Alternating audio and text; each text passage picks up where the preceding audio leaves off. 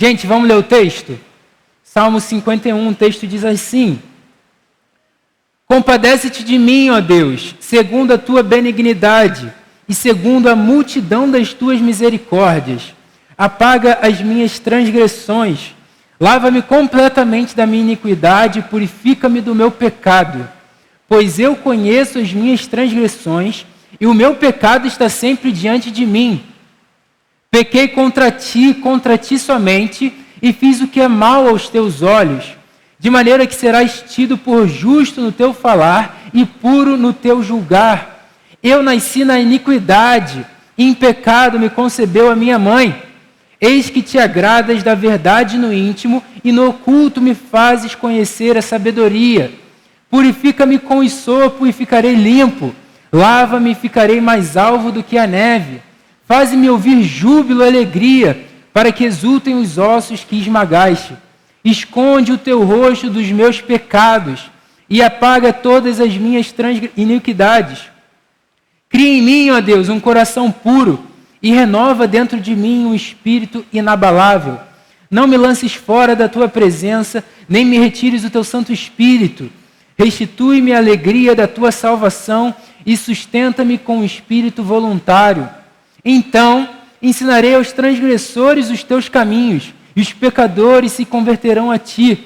Livra-me dos crimes de sangue, ó Deus, Deus da minha salvação, e a minha língua exaltará a tua justiça. Abre, Senhor, os meus lábios, e a minha boca manifestará o teu louvor, pois não te agradas de sacrifício, do contrário eu os ofereceria, e não tens prazer em holocaustos. Sacrifício agradável a Deus é o espírito quebrantado, coração quebrantado e contrito, não o desprezarás, ó Deus. Faze bem a Sião, segundo a tua boa vontade, edifica as muralhas de Jerusalém. Então te agradarás dos sacrifícios de justiça, dos holocaustos e das ofertas queimadas, e sobre o teu altar serão oferecidos novilhos. Amém. Gente, esse é o texto. Imagina comigo a seguinte história: um homem muito pobre e um homem muito rico. Então vamos lá, um homem muito pobre e um homem muito rico. Esse homem muito pobre, do pouco dinheiro que tinha, comprou uma cordeirinha animal, criou como se fosse a sua filha, com muito amor e carinho. E esse homem rico tinha muitas terras, muitos bois, muitos cavalos, muitos bodes, cabritos, cordeiras, todo animal aí que você possa imaginar. Chegou um certo final de semana, um amigo desse homem muito rico, para passar o final de semana, botar o papo em dia, trocar uma ideia. E aí ele falou: pô, vou passar o final de semana aí com você, vamos fazer alguma parada maneira, vamos conversar, ver como é que estão as coisas. Aí olha o que aconteceu. Esse homem muito rico falou assim: não, beleza, vou pegar um animal para a gente comemorar, para a gente comer, fazer uma festa. Ao invés desse homem rico pegar uma cordeirinha do seu rebanho, das suas terras, esse homem rico invadiu a casa do homem pobre e pegou a única cordeirinha que aquele homem pobre tinha, escondido. Matou e fez um almoço e um jantar para o seu amigo. Se você fosse esse homem pobre, qual seria a sua reação? Você ficaria furioso. Eu ficaria furioso. Rapaz, se eu, com pouco dinheiro que eu tenho, compro uma cordeirinha, vem um homem rico, rouba a minha cordeirinha, mata. Eu ia falar: não é possível. Esse cara, com tanto de animal que tem, poderia sacrificar qualquer um e resolve matar a minha cordeirinha. Eu ficaria furioso, provavelmente você também ficaria furioso. Gente, essa é a forma que o profeta Natã foi falar com Davi, depois que Davi comete adultério com Batseba e manda matar Urias. Gente, o que aconteceu antes desse salmo ser escrito que a gente leu aqui? Davi olhou uma mulher tomando banho e ele falou: cara, quem é essa mulher? Mandou chamar e falou que o nome dela era Batseba. Ele falou: legal, manda chamar para cá. Ele não somente olhou para Batseba, como ele cometeu adultério com ela, sendo que ela era esposa de Urias, um soldado de Davi que estava na guerra. E aí ele comete adultério com Batseba e tenta esconder o seu pecado. Manda chamar Urias lá da batalha para que ele voltasse e ficasse com a sua esposa. E fala, Urias, descansa aí um pouco, vai lá para casa, fica com sua esposa e tal. Só que o plano dele não deu muito certo, que Urias não voltou para casa. No dia seguinte ele tentou embebedar Urias, para que Urias fosse para casa e tentasse ficar com a sua esposa.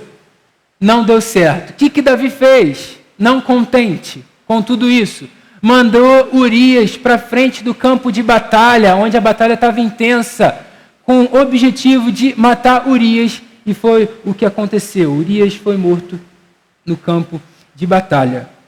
E aí o profeta Natã vai chegar para Davi e vai contar essa história da cordeirinha, do homem pobre e do homem rico. E Davi vai falar, que coisa terrível! Esse homem merece ser morto e restituir 4 vezes mais pela cordeirinha. E aí Natã disse a Davi, esse homem é você, Davi. Esse homem é você. Assim diz o Senhor, o Deus de Israel. Eu ungi rei sobre Israel. Eu livrei você das mãos de Saul. Eu lhe dei a casa de seu senhor e as mulheres de seu senhor em seus braços. Ele falando para Davi, também lhe dei a casa de Israel e de Judá. E Davi, se isso fosse pouco, eu teria acrescentado tais e tais coisas. Davi, por que você então desprezou a palavra do Senhor, fazendo o que era mal aos olhos dele? Com a espada você matou Urias. Você tomou por esposa a mulher dele.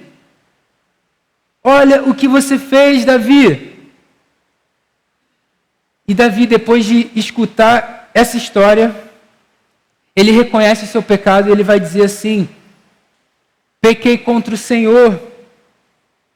E Natã responde a Davi, também o Senhor perdoou o seu pecado, você não morrerá.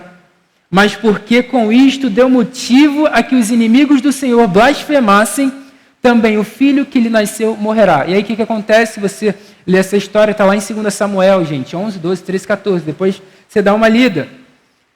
Esse primeiro filho que ele teve com Batseba morre, mas depois, pela misericórdia de Deus, eles vão ter um outro filho. Esse filho é Salomão, que se torna rei de Israel. Esse é o contexto desse salmo, galera. Esse salmo vai tratar do arrependimento de Davi e como a sua alma estava angustiada com tudo o que ele fez. E, gente, aqui é uma das declarações mais profundas sobre um verdadeiro arrependimento e a infinita misericórdia e graça de Deus sobre os seus filhos, tanto na vida de Davi, quanto na minha vida, quanto na sua vida. A primeira lição que eu queria destacar para essa noite, nesse salmo, diz assim, o clamor de um pecador está centrado na infinita misericórdia de Deus. Davi vai clamar por misericórdia. Davi sabe que o seu pecado é maligno e ele precisa contar com a infinita misericórdia de Deus. Tem um estudioso que ele vai dizer que Davi tinha se rebelado intencionalmente contra Deus. E de acordo com a lei, não existiam mais sacrifícios de expiação para esses pecados deliberados. Só restava para Davi apelar para a misericórdia, para a graça e para o amor de Deus. Eu não sei se isso já aconteceu com você, mas quando você vai num churrasco, provavelmente 12:00, 1h, e você não bebe muita água durante a manhã, aí você começa a beber refrigerante. Isso acontece muito comigo. Só que não sacia a minha sede. Eu falo, cara, estou com muita sede ainda. Aí pega lá mais um refrigerante, bebe mais um pouco. Meu irmão, se eu não beber muita água, eu vou querer continuar bebendo o refrigerante, mas não vai saciar a minha sede. Eu preciso de água, muita água nesse momento. Da mesma forma aqui, meus irmãos, Davi entendia que não tinha nada que ele pudesse fazer para reverter a situação. Davi precisava de Deus, porque só Deus poderia perdoar o seu pecado. E a base para o clamor de Davi era o grande e infinito amor de Deus. E a gente pode perceber nessa declaração de Davi que o seu clamor é provocado pela sua triste situação. Davi tem uma clara compreensão da sua situação diante de Deus. Ele olha para si mesmo, ele se examina. Por isso que ele vai dizer de forma tão enfática e clara: Senhor, compadece-te de mim, segundo a tua benignidade, segundo a multidão das tuas misericórdias, Senhor, apaga as minhas transgressões, lava-me da minha iniquidade e purifica-me do meu pecado. E muito interessante aqui que ele vai usar transgressão, iniquidade e pecado para falar da sua própria vida. Davi admite que foi rebelde, que a sua própria vontade prevaleceu, e ele foi governado por um desejo pecaminoso. Davi fez o que a sua consciência reprovava, e ele cometeu um ato deliberado de desobediência. Gente, Davi era rei de Israel. Ele era um homem segundo o coração de Deus. Olha o que ele fez. Ele sente uma culpa profunda pela sua mentira, pelo seu adultério e pelo seu assassinato, pelo assassinato de Urias. Mas não somente a isso, gente. O clamor de Davi é mostrado aqui pelo seu pedido de perdão a Deus. Davi tem consciência da sua culpa, mas Davi não foge de Deus. Às vezes isso acontece muito com a gente. A gente muitas vezes sabe que fez algo de errado, a gente tem consciência do nosso erro e a gente quer fugir de Deus. A gente quer se afastar. Mas aqui Davi não foge de Deus. A verdade é que mesmo depois de tudo isso, Davi corre para Deus. Davi deseja ser perdoado. Davi deseja ser purificado. E muito maneiro que ele também vai usar 3 palavras para descrever o seu pedido. O que antes ele falou transgressão, iniquidade e o seu pecado, agora ele se aproxima de Deus e fala assim: Senhor, apaga-me, lava-me, purifica-me.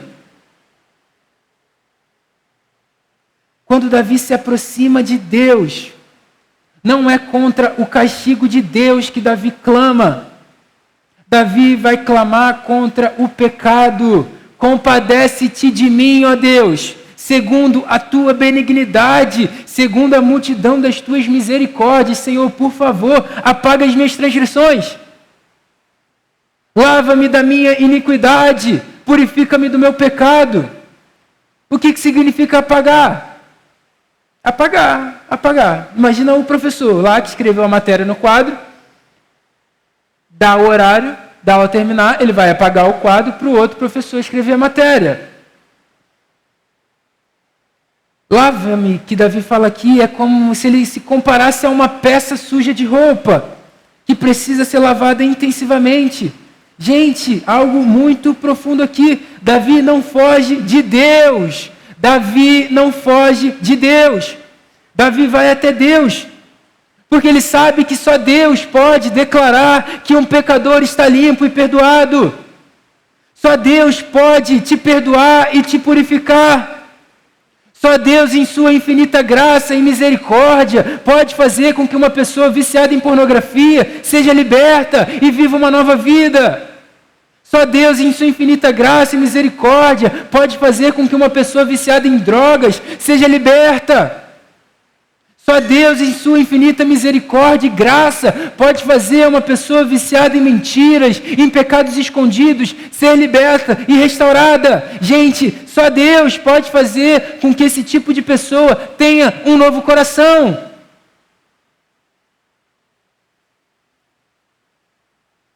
Por isso que eu e você devemos nos arrepender. A gente deve se chegar a Deus em uma sincera confissão. E essa é a segunda lição. A primeira evidência de um genuíno arrependimento é a sincera confissão. Davi aqui, depois de clamar pela misericórdia de Deus, ele abre o seu coração em uma sincera confissão. E como é que a gente pode saber isso? Alguns detalhes. Uma sincera confissão é marcada por uma profunda convicção de pecado. Davi chega e fala: eu conheço as minhas transgressões, o meu pecado está sempre diante de mim. Senhor, contra ti pequei somente, e fiz o que é mal aos teus olhos, de maneira que você vai ser justo, Senhor, no teu falar, vai ser puro no teu julgar. Senhor, eu nasci na iniquidade, em pecado me concebeu a minha mãe. Isso que Davi está falando aqui, gente, é uma sincera confissão. Davi reconhece que é um pecador miserável, que carece da glória de Deus. Você é assim, eu sou assim. Davi reconhece o que fez.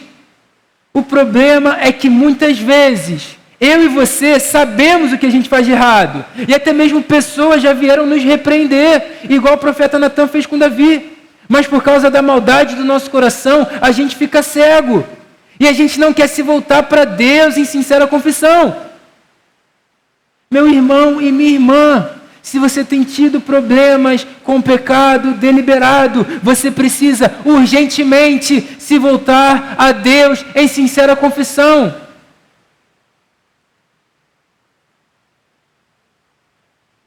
Porque sem uma sincera confissão é impossível ter um verdadeiro arrependimento.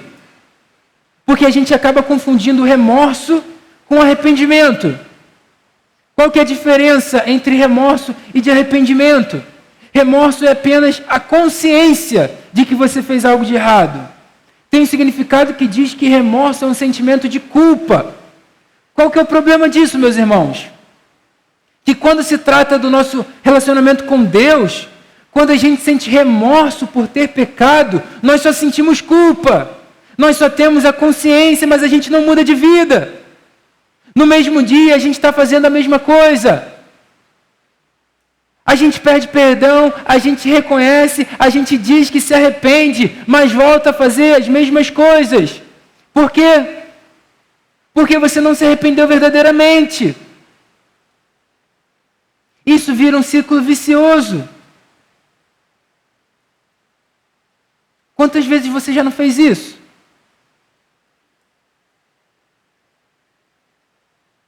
Mas o que é, então, um arrependimento? Arrependimento, gente, é mudança de vida. Arrependimento é não voltar a fazer o que antes fazia. Se Davi cometeu adultério, ele não vai mais adulterar. Se Davi assassinou, ele vai falar: livra-me dos crimes de sangue, ó Deus. Ele não vai mais assassinar. Se Davi encobriu o seu pecado, agora ele vai confessar. Por quê? Porque ele se arrependeu verdadeiramente. Essa é a diferença entre um genuíno arrependimento e um remorso apenas por ter pecado. Meus irmãos queridos, a principal evidência de um genuíno e verdadeiro arrependimento é a sincera confissão. Não é apenas um sentimento de culpa e de fé. Davi aqui, gente, não apresenta desculpas para pecar. Quantas vezes eu e você a gente dá desculpa para pecar? Seja sincero. Ai, Senhor, eu estou tão cansado. Está tão difícil. Vou olhar aqui o celular rapidinho. Ah, Senhor, é tão mais fácil eu dar essa mentirinha aqui. Ele nem vai saber. Às vezes você quer pecar para você ficar de boa, tranquilo. Quantas vezes eu e você não damos desculpas para pecar? Mas Davi, em um sincero arrependimento, não apresenta desculpas. Ele vai falar: Senhor, de fato, pequei contra ti somente. Senhor, eu fiz o que é mal aos teus olhos. Você vai ser justo no teu falar e puro no teu julgar. Como assim Davi peca contra Deus? Ele não cometeu adultério com Batseba? Ele não assassinou Urias? Não foi com essas duas pessoas aí? Meus irmãos, quando Davi adultera com Batseba, quando Davi assassina Urias, ele está pecando contra pessoas feitas à imagem e semelhança de Deus. Ou seja, ele está pecando contra Deus. Quando você acha que a sua mentirinha é só contra o seu amiguinho, na verdade você está mentindo contra Deus. Quando você acha que está apenas pecando com você mesmo, você fala, não estou atrapalhando ninguém, está de boa, estou aqui sozinho, ninguém está sabendo, não estou ferindo ninguém. Você está pecando contra Deus. E isso é muito sério. A gente tem que parar de ser crente, de brincar de ser crente. A gente tem que parar de brincar com o pecado, achando que sempre vai ter um tempo de se arrepender. Amanhã pode ser tarde demais. A gente não sabe o dia de amanhã. E se Jesus te chamar essa noite?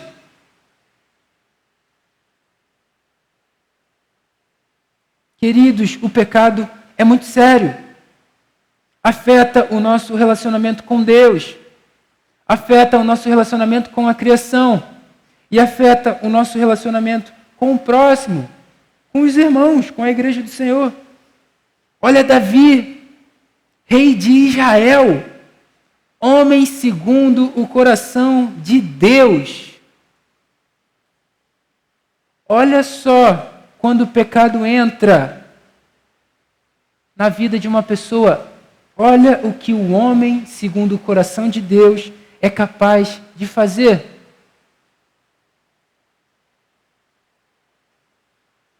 Davi sabia que a sua natureza, desde nascença, é inclinada para o mal.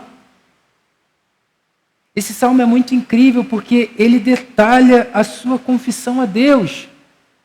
Não é apenas, Senhor, assassinei, Senhor, cometi adultério, me perdoa.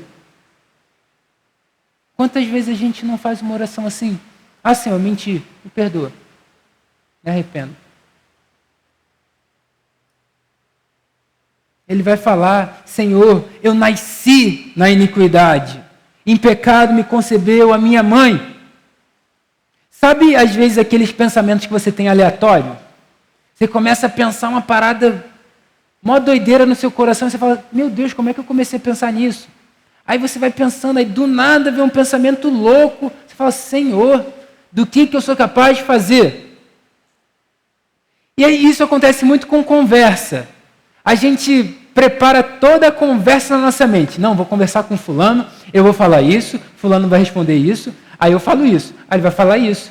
E o problema é quando a conversa é ruim. Aí vai falar, não, fulano vai se exaltar, vai falar isso, eu vou ter que me exaltar também, vou ter que falar isso. E a gente já vai pensando na conversa lá na frente. Por que isso acontece? E muitas vezes esses pensamentos são horríveis. Porque a nossa natureza é pecaminosa. Preste atenção nisso. Muitas vezes, eu e você limitamos o pecado às ações em si. Ah, fulano adulterou, fulano mentiu, fulano furtou, fulano deu falso testemunho, fulano não obedece os pais. Mas o pecado, meus irmãos, está além dessas atitudes. O pecado está na minha vida e na sua vida como inclinação. O nosso coração, desde nascimento, já é pecador. A gente herdou isso lá de Adão e Eva, quando eles pecaram no jardim. E a Bíblia diz, toda a geração que vem de Adão e Eva é pecadora. E Paulo vai dizer, todos pecaram, não tem um justo sequer, todos estão destituídos da glória de Deus. E Davi reconhece isso.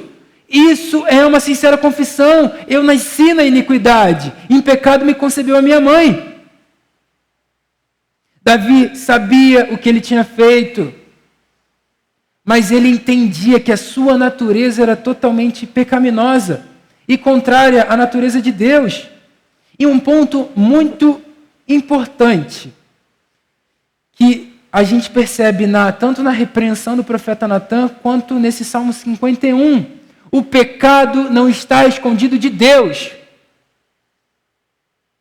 O pecado não está escondido de Deus. Quando Davi adulterou, Batseba chega para ele e fala assim, estou grávida. E agora? Aí Davi manda chamar Urias lá da guerra, para que ele se deitasse com sua esposa. Ele devia ter pensado, ele vai se deitar com a sua esposa, ela vai ficar grávida, ninguém vai fazer as contas, ninguém vai saber que, na verdade, o pai sou eu. Davi queria encobrir o seu pecado diante dos homens e diante de Deus, achando que estava tudo bem. Mas está escrito lá em 2 Samuel, o que Davi fez pareceu mal aos olhos do Senhor. Gente, Deus não é burro. Deus sabe de todas as coisas. Deus sabe cada detalhe da sua vida, cada pensamento que você tem no mais íntimo do seu coração, o Senhor sabe. Aquela sua conversinha no amiguinho, no WhatsApp, o Senhor sabe. Pode os seus amigos não verem, pode os seus pais não verem, pode seu pastor não ver, mas Deus vê.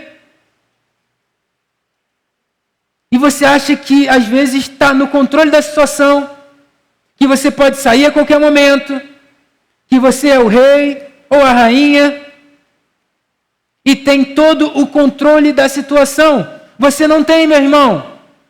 O pecado é maligno, o pecado é fatal e não está oculto aos olhos de Deus. A Bíblia vai dizer que o salário do pecado é a morte. O salário do pecado não confessado, não tratado, não perdoado, é a condenação eterna.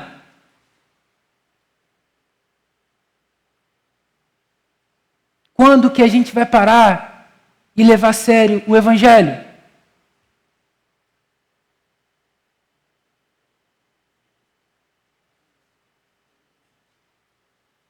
Terceira lição que esse texto nos ensina: só Deus pode nos limpar e nos purificar do pecado.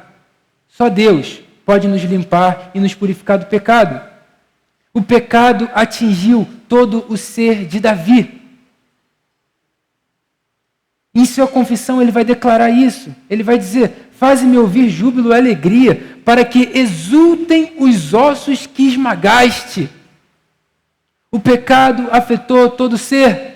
O pecado afetou os olhos de Davi, o pecado afetou a mente de Davi, o pecado afetou o corpo de Davi, o pecado afetou o coração de Davi, o pecado afetou os ossos de Davi, e é isso que o pecado faz na nossa vida.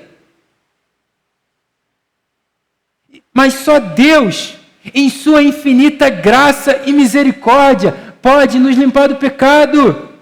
Isso que é maravilhoso. Só Deus pode purificar o seu coração, só Deus pode te perdoar, te resgatar e te regenerar, meu irmão e minha irmã. Não tinha para quem Davi apelar aqui, não tinham sacrifícios que pudessem ser feitos.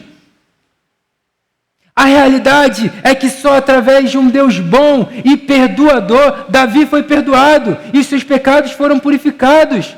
Ele diz: purifica-me com sopo e ficarei limpo. Lava-me e ficarei mais alvo do que a neve. Faze-me ouvir júbilo e alegria, para que exultem os ossos que esmagaste. E aqui é uma declaração linda. Esconde o teu rosto dos meus pecados e apaga todas as minhas iniquidades. Cria em mim, ó Deus, um coração puro e renova dentro de mim um espírito inabalável. Quando que a gente orou assim?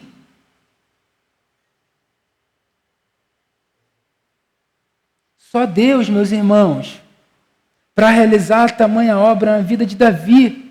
Só Deus para realizar essa obra na sua vida e na minha vida. E ele diz, continua: não me lances fora da tua presença, Senhor, nem me retires o teu Santo Espírito. Restitui-me a alegria da tua salvação e sustenta-me com espírito voluntário. Davi aqui, gente, é movido pelo temor.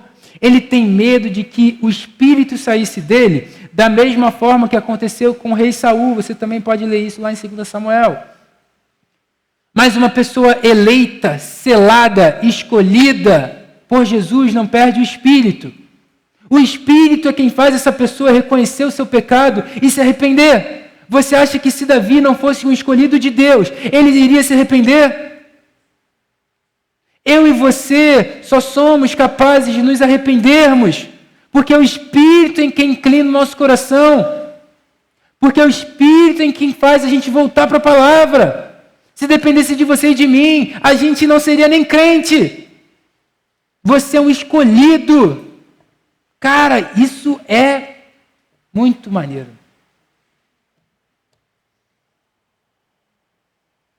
Foi o que aconteceu aqui. Davi não perde a sua salvação. Ele perdeu a alegria da salvação. Tanto que ele vai dizer, Senhor, devolve para mim essa alegria. Isso acontece quando a gente peca. Você fica triste, você fica angustiado, você fica, poxa, caramba e tal. Se você é salvo mesmo, você não perdeu sua salvação. Você perdeu a alegria da salvação. Por isso que essa oração a gente tem que fazer também. Senhor, devolve-me a alegria da tua salvação. Cria em mim, ó Deus, um coração puro. Renova dentro de mim o espírito voluntário. De que forma, então, meus irmãos, a gente aplica esse texto na nossa vida? Primeira aplicação. Não fuja de Deus por ter pecado. Não fuja de Deus por ter pecado. Mesmo quando Davi, rei de Israel, homem segundo o coração de Deus, cometeu esses pecados que muitas pessoas nem imaginariam que ele fosse pecar dessa forma, ele não foge de Deus. Ele se aproxima de Deus, porque ele sabe que só Deus pode perdoar o seu pecado. Quando Adão pecou, ele fugiu de Deus. Quando Judas pecou, ele abandonou a Cristo. Muitos, ao pecarem, deixam Deus, deixam a igreja, deixam a Bíblia, deixam a oração. Muitos, ao pecarem, fogem de Deus. Meu irmão, não faça isso. Esse é o caminho oposto do arrependimento. Esse é o caminho oposto da restauração. Mas Davi quer a Deus. Davi quer aquele a quem ofendeu. Porque ele sabe que só Deus pode restaurá-lo. E eu e você devemos fazer a mesma coisa. Deus é bom. Deus é misericordioso. Deus é um Deus perdoador. Deus não rejeita aqueles que têm um coração quebrantado e contrito, ainda mais. Quando eu e você nos voltamos para a cruz, nós recebemos perdão dos nossos pecados. Por quê? Porque na cruz encontramos Cristo. E essa é a notícia mais maravilhosa que você pode ter, que você pode receber, que você pode viver. Jesus morreu no seu lugar. Jesus morreu no meu lugar. Por isso que quando a gente olha para a cruz e a gente se apropria do que Cristo fez por nós, nós somos perdoados. Meu irmão, você é reconciliado, você é amado, você é redimido. Na cruz você encontra uma fonte de cura. Na cruz você encontra uma fonte de restauração e de perdão. Porque João vai escrever, se confessarmos os nossos pecados, Ele é fiel e justo. Jesus é fiel e justo para perdoar os nossos pecados e nos purificar de toda injustiça. Meu irmão, olha que texto incrível. Jesus é fiel e justo para perdoar o seu pecado do mais maligno possível. Não tem nenhum pecado nesse mundo em que o sangue de Cristo não possa perdoar e purificar. Querido irmão e irmã, não fuja de Deus por ter pecado. Aproxime-se de Deus. Faça como o filho pródigo. Caindo em si, ele disse, Pai, pequei contra o céu e contra ti, e não sou nem mais digno de ser chamado seu filho. E aí, se você conhece a história, se não conhece, o pai chega para ele e fala assim, na verdade, o pai não quer saber o que o filho fez na terra distante cuidando de porcos. O pai recebe o seu filho, abraça, bota um anel no dedo, sandálias nos pés, dá roupa para ele se vestir, comida para ele comer. O pai não rejeita, o pai não abandona, o pai não começa a criticar o seu filho por suas atitudes. O pai recebe o filho de volta e o ama com amor incondicional, com amor de pai. É isso que Deus faz com a gente. Só Deus pode te limpar, pode te perdoar e pode te purificar. Por isso, meu irmão, não fuja de Deus por ter pecado. Aproxime-se de Deus, porque só em Cristo Jesus encontramos cura verdadeira para a nossa vida. Segunda aplicação, volte-se para Deus em profundo arrependimento. Volte-se para Deus em profundo arrependimento. Meus irmãos queridos, sem arrependimento, a gente vai voltar a fazer as mesmas coisas. Sem arrependimento, você nunca vai ter plenitude verdadeira na presença de Deus. Sem arrependimento, é impossível viver em paz com Deus. Você errou, você pecou, peça perdão a Deus. Meu irmão e minha irmã, aproxime de Deus em sincera confissão. Tenha um arrependimento sincero, mude de vida. Assume a sua sentença de morte para o mundo e viva para Cristo. Peça para o Senhor igual Davi, cria em mim, ó Deus, um coração puro e renova dentro de mim um espírito inabalável. Eu e você precisamos de um novo coração. Isso é muito sério. Nós precisamos de um novo coração. Porque o problema em si não é o dinheiro. É o nosso coração que se apega ao dinheiro. O problema em si não é a mulher. É o nosso coração perverso. O problema em si não é a pessoa, mas é o nosso coração que pensa o mal. E a culpa é sempre do próximo, nunca da gente. A gente sempre quer botar a culpa no outro.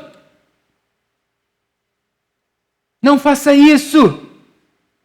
Nesse Up Camp, olhe para si mesmo. Olhe para o mais íntimo do seu coração. Reveja as suas atitudes. Reveja as suas amizades. Reveja as suas conversas. Será que você tem estado mais próximo de Jesus? Ou será que você só tem se afastado de Jesus? Será que você tem sido uma pessoa que se arrependeu verdadeiramente? Será que hoje você corre para os braços de Jesus depois que peca? Ou será que você esconde pecados na sua vida e foge de Deus, achando que está tudo bem?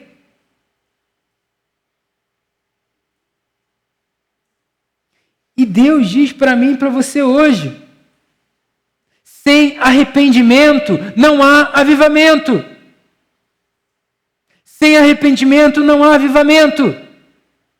Avivamento não começa com alegria, com riso.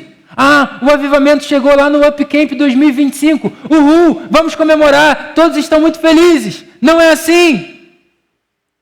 Avivamento começa com choro. Avivamento começa com lágrima. Avivamento começa com tristeza pelo seu pecado. A primeira marca de um verdadeiro arrependimento é que você chora, é que você se lamenta, é que você se entristece e tem profunda convicção de pecado. Enquanto eu e você não tivermos uma profunda convicção de pecado, enquanto eu e você não chorarmos profundamente pelos nossos pecados, o avivamento não vai chegar. As comportas do céu não serão abertas. Deus não vai enviar as suas chuvas e a terra vai continuar seca. Porque a base de um avivamento é o arrependimento. A base de um avivamento é mudança de vida. É parar de você olhar para o seu umbigo e reconhecer que é um miserável pecador. Enquanto eu e você, como igreja do Senhor, não fizermos isso de coração, de verdade, de nada adianta a gente orar por um avivamento se as nossas vidas têm sido uma mentira diante de Deus.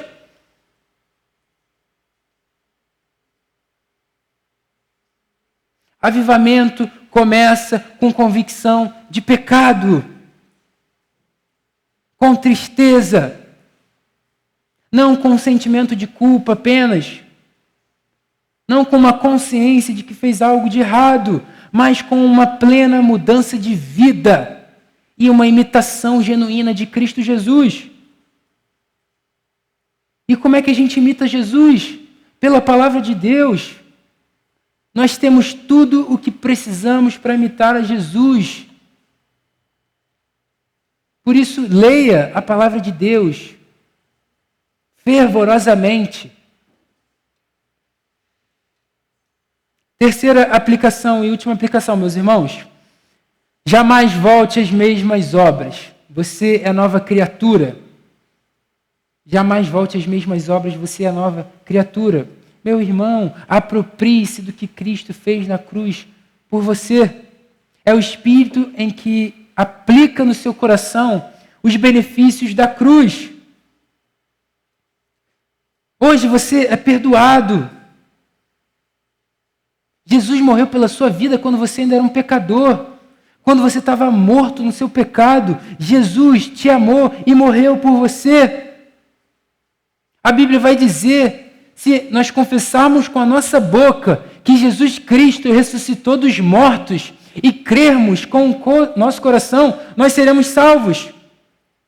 Não suavize o Evangelho, não perverta o Evangelho. O Evangelho é as boas novas de Deus para a sua vida. Que Cristo morreu em seu lugar quando você ainda era um pecador. E por Jesus você não é mais escravo do pecado. Você é filho amado de Deus. Apegue-se a isso, não dê ouvidos a Satanás, de que é impossível sair desse pecado, de que é impossível confessá-lo, de que é impossível se arrepender. Isso é mentira de Satanás. Você é nova criatura em Cristo Jesus. Você crê de verdade. A tristeza que um dia o pecado gerou na sua vida, hoje em Cristo, somente pela graça e pela misericórdia, faz com que eu e você, a gente se levante como uma testemunha do poder de Deus. Isso é maravilhoso. Davi vai dizer no final do Salmo: então, ensinarei aos transgressores os teus caminhos, e os pecadores se converterão a ti. Olha que profundo. Tudo o que Davi passou com Deus, ele foi perdoado. E ele não guarda isso para si mesmo. Ele tem o desejo de ensinar os transgressores os caminhos de Deus, com o objetivo de que mais pecadores se convertam. Esse é o nosso papel. Pregar o Evangelho, para que mais pessoas sejam salvas, para que mais pessoas sejam perdoadas, para que mais pessoas conheçam o grande Senhor Deus. Aleluia! Davi não somente foi perdoado, mas ele queria anunciar os caminhos de Deus. E hoje nós podemos fazer isso. Você é liberto, cara. Você é liberto. Por isso, pregue o Evangelho. Enche a sua mente da palavra de Deus. Medite na palavra de Deus. Ore sem cessar. Encontre prazer na palavra, lendo. E assim como João Batista disse, arrependam-se, porque está próximo o reino dos céus. Busquem, meus irmãos, de todo um coração, um avivamento da parte de Deus, porque sim, Deus ainda hoje pode avivar mais uma vez a sua igreja. Amém? Vamos orar? Senhor, muito obrigado, Deus, por essa palavra. Obrigado porque o Senhor perdoou a vida de Davi, Senhor. A gente sabe que o Senhor perdoou a nossa vida. Por isso, a nossa oração nessa noite, Senhor, é para que, de fato, o Senhor crie em nós um coração puro, pronto para te obedecer de verdade, Senhor. Crie em nós um coração que te ama, um coração fervoroso na sua presença, Deus. Se tem alguma pessoa aqui nessa noite que ainda não te conhece, que o Senhor se revele de uma forma especial. Deus, se tem alguma pessoa aqui nessa noite que tem algum pecado escondido, Senhor, algum pecado que tem vergonha de falar, Senhor, que haja confissão genuína nessa noite, Deus.